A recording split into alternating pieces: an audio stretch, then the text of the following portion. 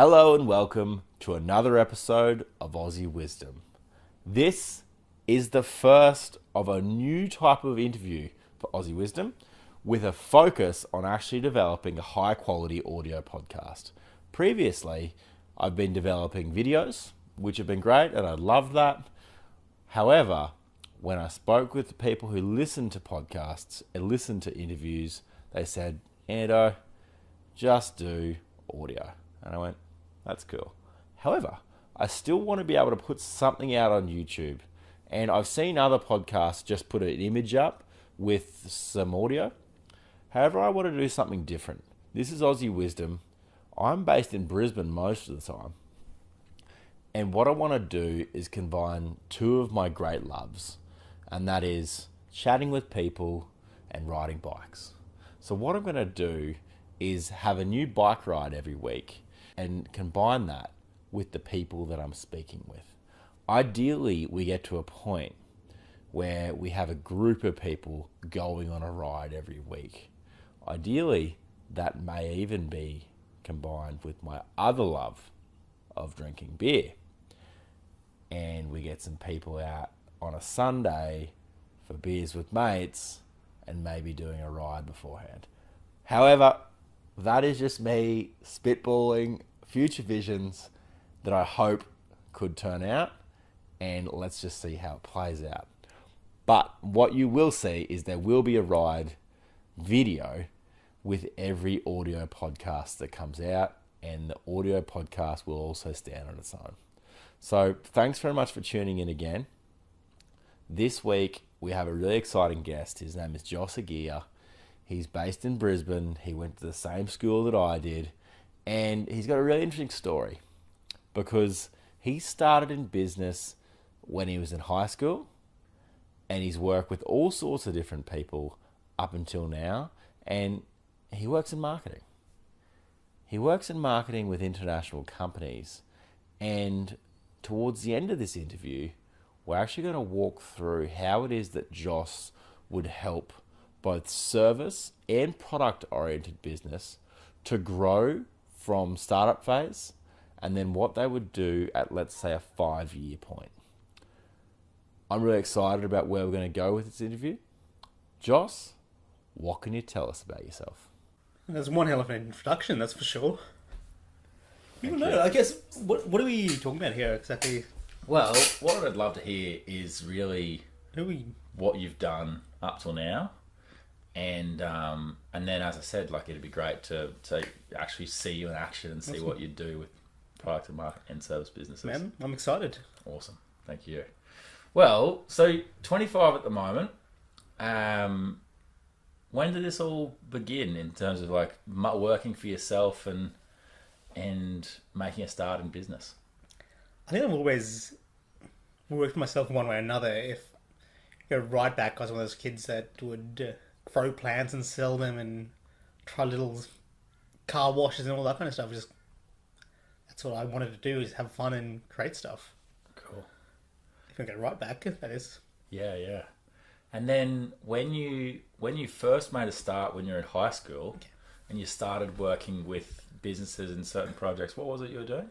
So I wasn't technically doing a business. It was starting a film and TV company. So I was working with a lot of film students and working on actual productions like the Warner Brothers studios and getting to do all that kind of fun stuff. But that got me into producing film and TV after being in front of the camera. I ended up getting behind the scenes, organising crews, organising cast, organising food trucks and all that kind of fun stuff for productions. And I guess that's what opened my eyes to the business of film and really understanding how that works, which then got me into understanding business of business and it's starting to meet people in the business communities and entrepreneurial spaces that opened my eyes to the possibilities that business can do and the kind of things you can do with it.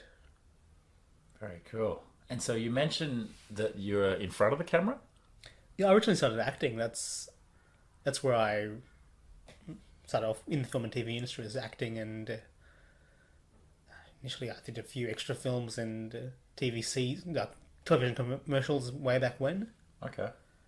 Then from that, I became friends with all of the guys who were making the movies, and actually eventually started producing movies myself. And so how old were you to sort of the last movie that you produced? Last full-size feature would have been about 17. Okay. Cool. And so at that point, did you start moving across out of that, or? It's kind of a transition. So what happened was I built some communities like in a few different spaces like that. So I built communities in film, in photography, and I think an acting group as well, as all around that 2,000, 3,000 odd members in each of those communities. But it wasn't really fulfilling my need at that point. I was starting to get more into the business side of things and wanted to learn more about, I guess, that side of what we were doing. So some other guys reached out to me and said, we've got a project that we want to do. It's basically interviewing business people to create a web series. So I ended up organising that for them and creating this mini series on, like, I had 3 or 4 different entrepreneurs. Actually, one of them happened to be a marketer, so it's actually a really good segue. One of the guys I interviewed, he'd created buyshed.co.nz and buyshed.com.au, which they overtook Bunnings in terms of online sales for sheds. And he'd done that all through SEO. Sheds? Like Sheds, outdoor like sheds? kid sheds. Right, okay, cool. Yeah, so that's... Didn't come back to that online marketing space for many years later, but he became, to this day, is still a really good friend of mine. Just getting back on track. From there, I went to Melbourne, was asked to help create a studio down there, and as many young guys do, I got into sales, got into promotions, and do a few things just to pay the bills. And at the same time, I was getting into Tony Robbins and different sales things, just practicing what I was learning on the field with people. So I ended up coming back to Brisbane, had someone that wanted to work with me in, I think we're doing some sort of real estate project at the time, real estate videography kind of stuff. And at the same time, I was working in education sales. So, obviously a lot going on right now, but the main thing I was doing was real estate education sales, face-to-face. So I'd go and learn all these techniques from books and friends that in marketing and sales for fairly large projects. And just testing out in person. That led to me becoming their best salesperson and getting headhunted by another company. And with that headhunting, I was able to start to test different ways of actually marketing. So I didn't have to be face-to-face selling people. I could start, well, as long as I got the results, it's all that mattered to me and to them as well. So I started testing out an online marketplace in Australia, which we call Gumtree. And that, so I started actually paying to advertise on that platform. That allowed me to get in front of more people and show my ad to them. I was able to get leads for these colleges and eventually convert those into sales. And that's what, I guess, started my marketing quote-unquote career. And so it happened to be Gumtree because that was what was available at the time? Because I'd tested it on free ads before, and then I started using paid ads. So, okay, if I'm getting this from free ads, let's see what happens if I put a bit of money behind it to get it to show to more people. So what sort of year do you reckon that would have been? That would have been 2011. Okay. Yeah. And when did Facebook ads start to really take off, do you think? Facebook ads as in themselves, or when I started using them? Or Facebook ads, like when were they popular? Facebook, I'm not sure they're fully popular yet. Okay. They're being used at the time. A lot of businesses still don't know how to use them. I think people use ads that don't necessarily know what they're doing. But I think people starting to use Facebook ads at the time. It wasn't as well known. Okay. Yeah. And so what's like just to sort of get an idea of what sort of money you would spend and how many leads you would get, did you like how much money would it cost to promote an ad on Gumtree? I think I spent anywhere between $25 to $50 on an ad at the time. I'd have that running for a week or so. That would get me maybe 10 or so quality leads. And I think, and each of them would be worth time for me, that would have been conversion of about $500, Right. I think. Okay. So again, I was like 18, 19 at the time. Yeah. So a conversion, like if you converted every one of them, that'd be $5,000. Yeah, So it would cost you $50 to get that, basically. something like that. Yeah. Right. Just goes to show the leverage. Yeah, leveraged advertising. You wouldn't convert all those people, or you convert some of them. So Okay. And then how did it sort of go moving forward from using that avenue? So, problem with that was it wasn't 100% predictable. But what I started to understand, that's what led me into advertising and got me to understand Facebook, that I can get more volume through it. Mm-hmm. But at the same time, what happened is other people who were in the space started coming to me for help with their marketing, and that led to brokers actually asking me to help do all their marketing as well. So we got a lot of testing and a lot of different messages, a lot of ways of actually approaching the market to get the right leads to them. And that's really what got me into advertising space. From there, because I was in the space, started learning more, started looking for more people who were already in advertising, and ended up working with a lot of gyms as well. And then a supplement company, like online supplements. So we started doing things like executive's assistant to a company. We're doing about $1 million a month in revenues. So we do things like buying email lists to send out to and display network advertising. So specific websites so we can buy advertising on their when people visit the web pages. We work with affiliates and create webinars and work with some of the best marketers around. Right. So learned a lot very quickly. Spent a lot of hours doing that stuff, but that was all part of the learning experience.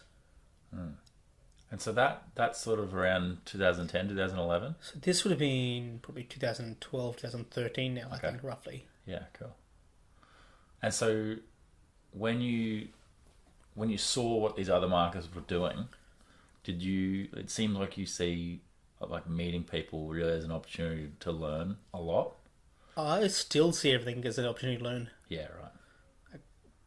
Money can be made. Money is something you can create really quickly, and if you've got an offer, it starts to convert. I think if you can look at life as an opportunity to learn and grow, that's where you'll be the most in flow and where you get the most advantage. And so you said that you interviewed those CEOs for that webinar series. Yeah. I know that you've had a podcast running. Is it about 200 episodes or so, or more than that? A couple of years back now, I started a podcast just as a live Facebook show. I think that's about 150 to 200 now. Okay. Yeah. And so just my understanding is really it's a case of you chatting with the people that you really want to learn from, or? Yeah, more or less. I found people that I've found interesting or have done some cool stuff that I want to talk with. Cool. And so that initial one though, where you were doing that $1 million a month with the supplement company and working with a lot of marketers, how did you? So I didn't work with a lot of marketers. I was actually the core team in that company was 3 people. Oh wow! Okay. Yeah. So the director, myself, and their web guy. And so obviously you learned a lot at that point. How did things change going forward after that? We at the time, so I had the business partner at the time as well. We're doing things like running a website business and running a marketing side of things as well. So we had a heap of different clients from different industries. Amazing to learn a lot of different perspectives, learning what works in different industries and what doesn't. I guess throughout that process, we all learned how to run a business and learned how to live a life as well. Yeah. And so at that point, were you mainly doing SEO or was it Facebook or? So I've mostly done Facebook ads and Google traffic. Yeah, okay. So Google SEO ads. Is not Google ads. SEO is different again. So SEO is based on getting organic listings, which are below the ads on Google. They're brilliant to get, but it takes a lot more time to get those rankings. And you want to make sure you're ranking for the right stuff as well. So there's no point ranking for a term that doesn't actually become sales for you. Okay. So Google ads and Facebook ads. Google ads, Facebook ads, fastest way to really gain traction. You'll pay more for it, but if you've got a converting offer, it's best way to gain mass momentum. Yeah. Okay. And so right now, for most businesses, do you find they're getting more traction from Facebook or Google ads? It depends on what kind of business you are. Right. Okay. Like, if you're a plumber, you don't go... If your toilet's broken right now, Yeah. and you need an emergency fix straight away, you don't go to Facebook and start scrolling looking for a plumber. You go Google and I need a plumber now, emergency plumber. Yeah. And I worked for an internet marketing business where we were really like a lead generation website, and for us, we knew that we had it built, and then it was just a case of dialing up Google ads. How much could you start with and still get a good... It depends on benefit? your business and what kind of competition there is. Right, okay. And how well you can convert. So if you're converting really well on your website, meaning having the right combination of words, having the right people coming there, having the right process to make your sale actually happen, you can spend a lot less to actually acquire the customer. And you can outspend your competition because you can afford to pay more. So it's having different elements of your business optimized to make the sale occur, make the sale become more profitable. Right. I think it's a few people have said this, but one I remember actually quoting it originally is Jay Abraham. There's only 3 ways to grow a business: get more customers, get them to come more often, or get them to buy at a higher price point. Yeah. And so, I guess, is there anything else you'd like to go through in terms of like what you've done so far? Or would you like to jump into strategy? That's pretty much all I've done so far. So that's the main things there. So we've done that and a lot of cool technical stuff on websites and using technology to leverage things. So if anyone actually knows me, then whilst I work hard, I'm actually very lazy in the way I want to do things. I want to work efficiently. So Yeah. I'll create systems to make the computers do a lot of the hard lifting for me, and I can focus my energies on things that actually only I can do. Right. Yeah. Which makes sense. And so at the moment, what's your key stuff that only you can do? Write copy, deliver ads. Write copy, deliver ads. Computers do ads, so we set them up, but we try to create them in a way that allows us to see what's going on and scale them as we can. But copy and angles, that's probably a skill that you can't get a computer to do. You can't get a computer to work out what is going to be the best way to convert somebody. And so let's say that you're running a product business, or let's say that you've made the decision, you're fully committed to running a product business, you're just setting up your website to make sure that that product business can convert once we pump some Google ads into it. What are we looking for? So assuming this is a purely product business that you don't need to have a conversation with someone to sell, it's an e-commerce kind of product. First thing I'd be doing is seeing if there's anyone in your market at all. So if you generally don't like to be the first one in the market. I like to be someone second, third, after it's already been proven. Unless you've got a lot of money to spend to Get the word out. Get data. Yeah, right. A lot of what you're doing initially in marketing is gaining data to see what works and what doesn't work and scaling it up. But let's say you're in a market where you're second or third. Let's take a look at that's a bed company, Koala Beds. So they've had a few other companies come into the market after them. They're doing the same thing. They've got the advantage of seeing that this thing's working, and they can go to other markets. But they can see what they're doing, where they're buying ads, what seems to be profitable. You can start to use that data advantage to help you gain traction much faster. From there, run traffic, see what works and how you can have your own angle. So it's basically a case of like having something set up that you think is reasonably good, and then just start throwing some ad money at it and testing, and then just saying, iterating. So this is working, this isn't working. Where we're losing people. Are we getting people clicking on the ad? Great. So that means the ads are working.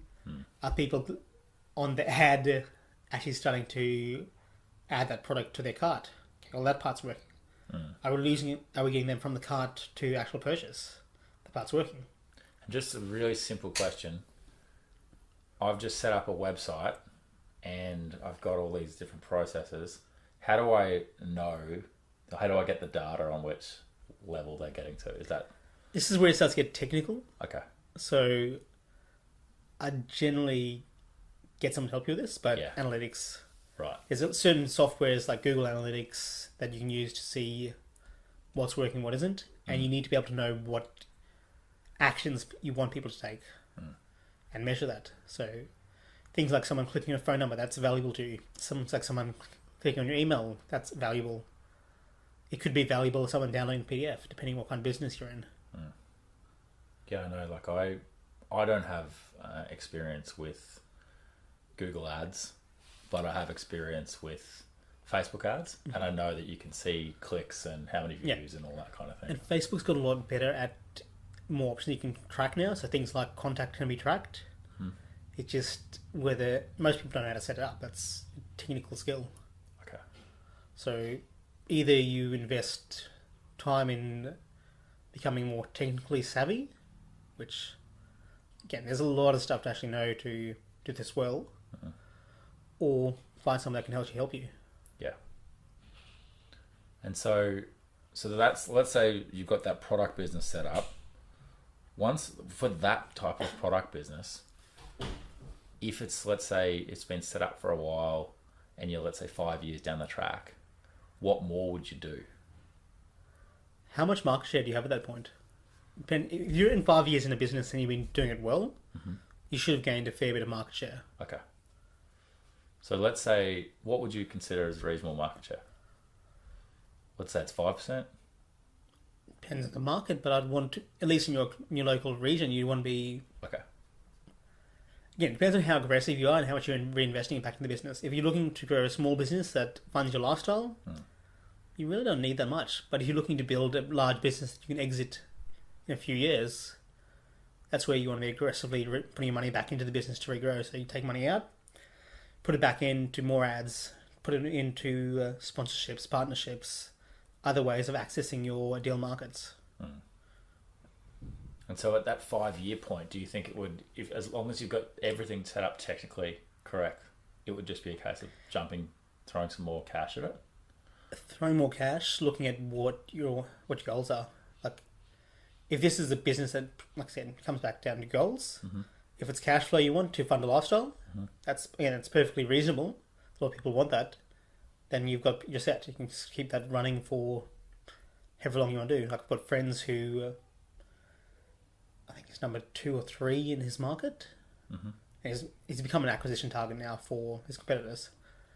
But he just, because he's got that set up so well, he's able to travel and just check in on the campaigns to make sure they're running smoothly every now and again. Interesting. And what sort of product? Like, is it like a typical consumable? It's not a typical consumable. It's a little bit more higher price, that particular one. Okay, yeah. But cool. And so how would that change if you've got, let's say you've finished your apprenticeship, you've been working for 5 years with your boss in, let's say, building, or let's say it's air conditioning, or it's concrete, or really all sorts of different like service businesses like that. How would you go about getting that business set up and flowing reasonably quickly? Okay, so for a trade services business like that, you'd be looking for typically people who are actively searching for your services. So search engines would be your best bet for people actively seeking your service. Things like Google and Bing. From there, it's a matter of seeing how much it costs you to acquire a customer. So you're looking for, when you first start, you're looking to acquire data. And once that's done, you can start to actually scale it out. So my recommendation is make sure you have a bit of cash behind you to fund that data gaining period. And just so you can be kind of clear about this, how much do you think it would cost to get the website set up properly for that kind of business? Like, it's not as important as product, is it?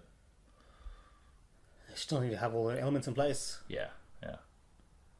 you still need to be able to show that you're good at what you do and that people can trust you and you look professional. Yeah. But in terms of money to get the initial data to then, like, would it be $5,000, $2,000? Depends on who's doing it for you. That's the thing. It's how long is a piece of string? Like, right. You've seen logos go for like $200,000 plus. Yeah. Okay. Yeah. But I think it's reasonable to start off where you can. Yeah. Get reasonable design happening. Yeah. It doesn't have to be the world's prettiest website. Yeah. But then, so let's say you've just got you're happy with the website, and I'm not really sure exactly what needs to be on there, but let's say you just decide that what you want to do is now just throw some money at Google Ads to get people to that website and just work out if that website's converting. What if I spent $5,000 on Google Ads? Would I have a reasonable amount of data? You have a reasonable amount of data with that. Yeah, right. You can have more than a reasonable amount of data with that. Typically speaking, if the ads are being done well. Okay. So you want to make sure the person you're doing is setting up remarketing ads. Okay. Make sure that they're targeting specific keywords, and then you want to see that what they're targeting is relevant to your business. So often what people will do is they'll leave it to Google to have a really broad scope in what they can actually show who can see your ads, which means you get a lot of irrelevant searches or searches from people that aren't even in your market. And so just on the remarketing or retargeting, can you just walk through why it is that that's so important and how it works? Okay, you remember when you see ads on TV? Maybe the first time you hear it, it doesn't really cross your brain, you don't really remember it, but you see it again, so I think, okay, I'm starting to remember this tone, I know this jingle, you hear it again, it's like, okay, these guys seem to know they're pretty good, and you may not even recognize it straight away, but when you do go to make that purchasing decision, you think of them straight away. Right. And so how does it actually work? Like I basically go I go online, and then I'm looking for a plumber, and then let's say a mate of mine runs a business called U-Boot Plumbing. Yeah. So U-Boot Plumbing shows up, and then after that, what happens? What do you then do to make sure that I see that again? Like, how does that work? That kind of business, it's not really as important. Okay. It's still, I think it's worth having and seeing you'll get some results out of it. Yeah. But I just have a much shorter remarketing window, so that's how long I do ads for afterwards, because it depends what kind of plumbing, but typically people will make decisions either straight away or next day or so. Yeah. But let's just say we've got a 3-day remarketing window. When you hit the website, a little piece of code will fire off to Google and it'll fire off to Facebook saying, hey, Chris just saw this camera website. He looks like he's in the market. He didn't actually do anything that we want him to do yet. Yeah. He didn't call us. He didn't fill out a form. So what it'll do then, we can set up ads to show to you for the next 3 days. And you also, if you're doing that, you're probably going to 2 other plumber websites as well and looking around. Maybe you weren't ready to get the kitchen done straight away or the bathroom. But you'll start seeing my ads. And you want to do it in a way that's not too in your face, trying to push you to sell. Might show you some results from other people, some of the other stuff you're doing. So let's assume that the page you went to was a bathroom renovation page. I'd want to show you some other projects on Facebook. I want to show you some testimonials from other people who've got results from working with us, me as a plumber. Here's the bathroom renovation job we did. Here's Martha from Redcliffe, and here's a new project that she had, and here's what she had to say about the experience. And then, so if you had a landscaping business or a building business or a tiling business or something, you just have a longer remarketing period because the decision process is long. Yeah, you want to look at the decision-making process and what makes sense for that business. Right. Like, there was a home connections business we worked with. Before we took over them, they weren't tracking anything properly, so they didn't actually know what they're spending and what they're getting in return. And B, they were told by their marketing company to focus all their efforts on Facebook. So they were spending a couple of grand each month on a platform that people weren't actively looking to use them. Yeah. So, to explain this a bit better, people only go to utilities connections when they're moving house. So it only really makes sense for people actively searching for utilities connections when they're in the market. Yeah. But what we did is, okay, well, let's refocus our efforts onto Google. We'll set up conversion tracking so we know exactly what's working. And what we'll do then is remarket those people for 7 days after they initially hit the website. Conversions sales went through the roof for that business because we're able to know what's going on, and then we're able to actually hit them up remarketing as well properly. And we're able to, once we knew what was working, what wasn't working, we were able to refocus our efforts within Google to the kind of searches that were most profitable. And so, really, for a business like that, they were on Facebook, and Facebook's good for what? Building brand, or? Facebook's great for building brand. It's great for products that either require an education process where you know exactly who your market is, that you can target through psychographics and demographics. That means how they think and things like the identifying characteristics, like where they went to school, where they live, their ages, gender, that kind of stuff. Or it can be good for people based on their jobs, etc. It's things like that. Where it's harder to work out is when people are actively in market for product or service. Certain products that only really make sense at a very particular point in someone's life that they're actively seeking it. In which case you want to be using things like Google, and you'll find a better profit margin for it. Just to be clear, let's say you spend money on Google, and there's the Google ads at the top. When you spend money on Google ads, do they only put the ads, or they just put you closer to the top of the search? It's an auction. Okay. So it's auction based on how much you're bidding, how good your ads are in comparison to other people, and what happens after they click on your website. Okay. So Google knows. There's a number of factors that Google takes into consideration. Yeah, cool. Right. So if you're getting ads that their customers are really, the people who are using their site are really liking, they're clicking through, Google goes, well, okay, this person seems to know what he's doing. People are liking his ad. I'll give him a higher position for a cheaper cost. No, it's really relevant to what people are searching. Yeah. And so if you've got a crappy website, it will cost you. Yeah. If you've got a crappy website, it's going to cost you. If you're getting crappy headlines, Google will say, well, I'm putting him up higher, but it's not actually, don't seem to be liking it. Okay. I'm not going to send him more traffic. We'll put him down a bit further. And, okay. And so let's say you've been running a business for 5 or 10 years and things actually aren't going all that well.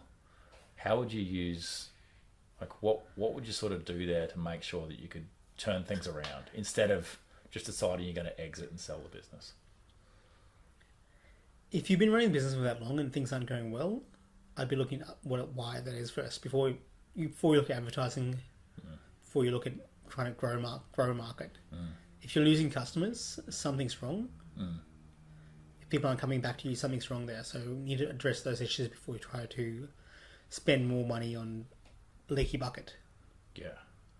And so obviously there are some businesses where you'll get repeat traffic and you have to return customers, and there'll be some businesses just be one-off. Even so with one-off businesses, why aren't you getting referrals? Right. Okay. Yeah. If you struggle at that point, if your business is just not working at all, something's wrong, whether it's internal issues with staff, whether it's the product pricing's wrong, that needs to be addressed first. Think of advertising as a way of speeding up the process, of helping you get to mass market. But if something's wrong with your business, no amount of advertising can get you out of it. In fact, it'll if you advertise more, it'll get you deeper into the hole. And so let's say I've decided I'm going to give Google Ads a 3-month trial. We've worked out a budget and I'm getting leads, but I'm just not getting customers. First thing to determine is you work out what a qualified lead is for you. Yeah, okay. Right. And are those leads qualified? So assuming they are, yeah. Well, where are you losing them? Yeah. Maybe I just can't convert. Is this on the phone call? You're not getting through to them on the call? Yeah, well, I'm just sort of, if that would be the case, I'm just wondering what would happen. And if it's a sales problem. Okay, so this is, you're getting people on the phone, you just can't convert them into a customer. It's not me. I'm just making it up. No, it's not you. But let's say people get on the phone or people come and meet with me, and then I can't. I'm just not getting the business, right? Like I'm having conversations. I'm not getting the business, but you're giving me a lot more conversations. So you're getting more conversations. You're not actually closing the business. Yeah, so it's assumed that these people are qualified and they are buying from someone. Yeah. You're not giving them, in this instance, you're not giving them the confidence that you're the right person for them. Exactly. Yeah. So you'd either need some sales coaching. Mm-hmm. Yeah, you really need some sales coaching is where I'd be looking to some at times, or to see where you're losing in the process. So ask people, why don't you, if you don't mind, I understand that you went to someone else, or I understand when we spoke last week and for whatever reason you didn't want to go ahead, would you mind being able to tell me why that was? Yeah.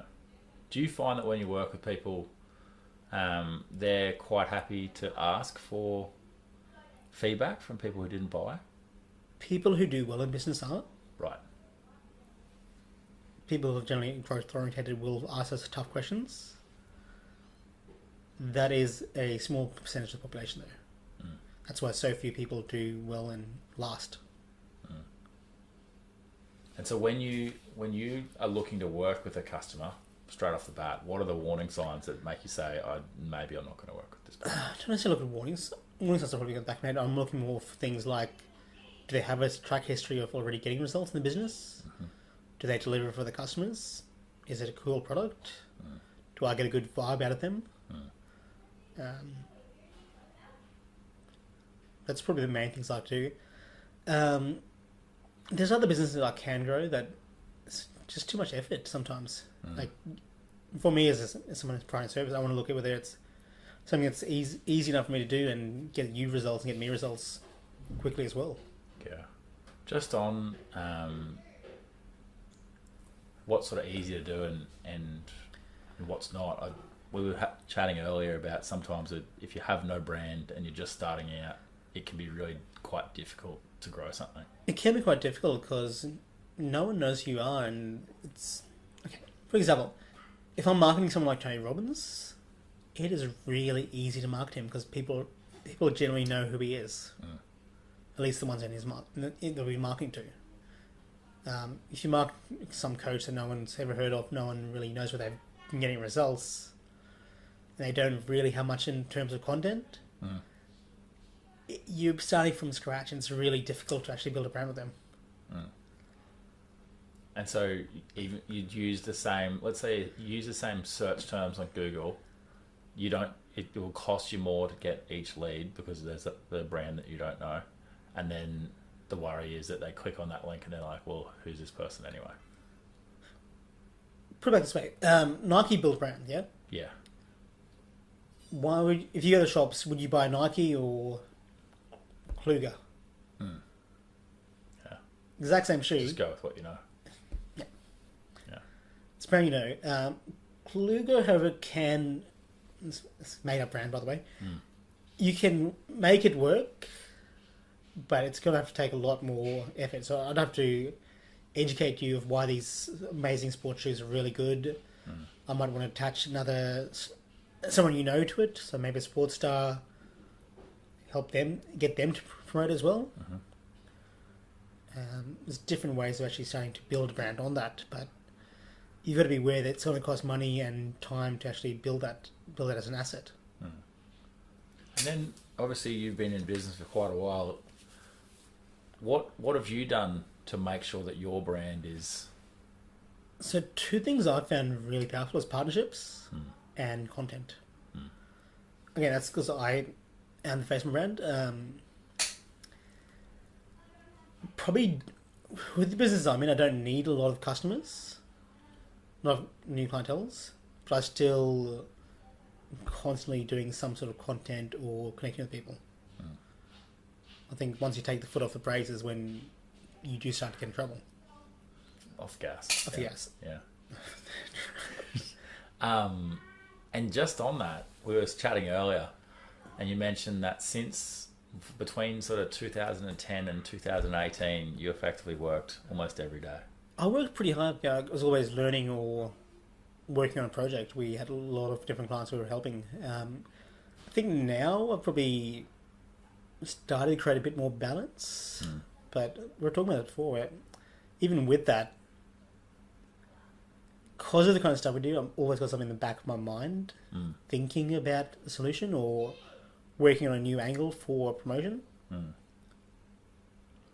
That's cool. And so, what is it that you do during, like, if in such a long time period, a lot of people sort of think, and we actually just spoke about it, when you speak to someone who've just started up a business and they do really well in 3 months and then they go on holidays, like what are your thoughts around all that, and how would you go from a marketing perspective, making sure they can build a sustainable business, and how that would sort of look? I'm not there to be your babysitter.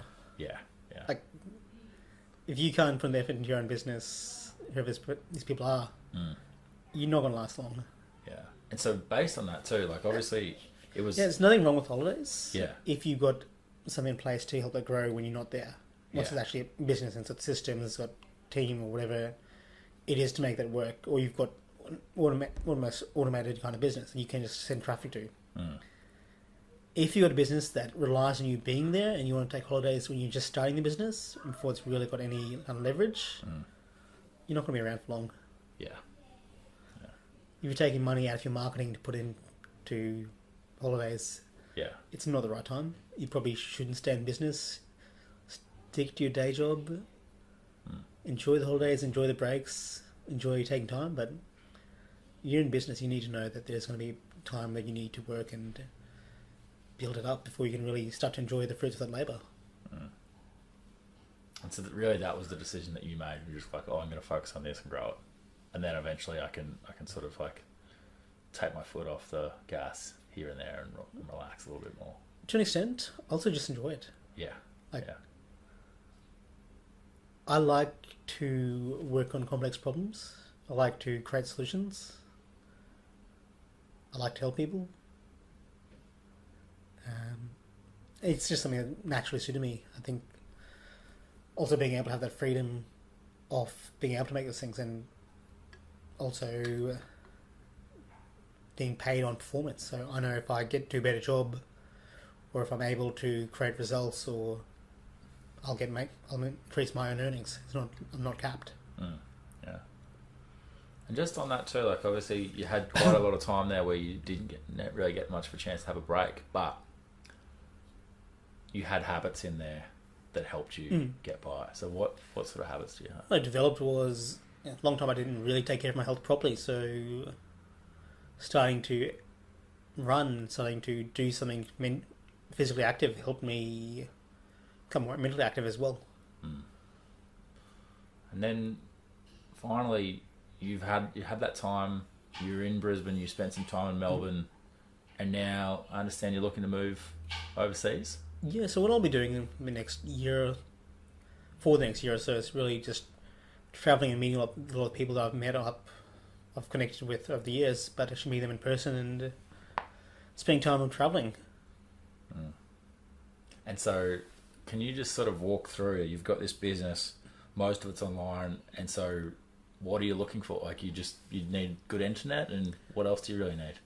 That's the main thing, is as long as you've got an internet connection with the kind of business that I'm in, and a lot of other businesses, if you have location independence, so you don't need to be in one location to service your customers, you just need an internet connection, really. And just on that, you've interviewed about 200 people on your podcast, but a lot of them are overseas. So really you just set this all up via webcam? So the podcast, a lot of that was done via Skype. Yeah, sorry. I used Skype, which is webcam. Yeah. And used a microphone to record it. Yeah. And just on the people that you reached out for to the podcast, how did you make that happen? A lot of that starts from my initial circle as people who were friends and clients. So a lot of really cool clients that just through networking I ended up working with or ended up becoming friends with. And then everyone else was just either being introduced through them or asking for connections or books I'd read. I'd go out on social media and connect them. Like, I've connected with guys who run billion-dollar companies or have created really, really massive brands just because I read the book. I'm like, this thing is amazing. Who is this person? How can I connect them? So I'll find their email on their website. I'll go to their Facebook profile. I'll go to the LinkedIn profile, Twitter. Find a way to connect with them. Mm. And so it really is just a case of knowing you want to meet them and then just asking. Tenacity. Yeah. Just tenacity. Being able to ask those questions. Say, hey, I really love your book. And people go, thank you. Or I love what you said here. I'd love to actually talk to you about this further, and I've got a podcast you'd be an amazing guest. I think you'd be an amazing guest for. Right. Yeah. Most people will generally say yes, or if they are genuinely not having any time at the moment, they'll say, yeah, I'd love to, but just not right yet. Can we schedule a time? We'll message my assistant, we'll try and find a time for it. Very cool. Well, do you have... is there anything else you'd like to share in terms of projects that have been really cool or really enjoyed, or? Not particular. So every project's special to me for a different reason. Yes, a lot of projects are special for different reasons. I just like... Myself personally, I like the variety of having different challenges. It just keeps my brain active. That's cool. Well, Jos, thanks very much for your time today. Most welcome. I appreciate your time and look forward to connecting further. And thanks for tuning in.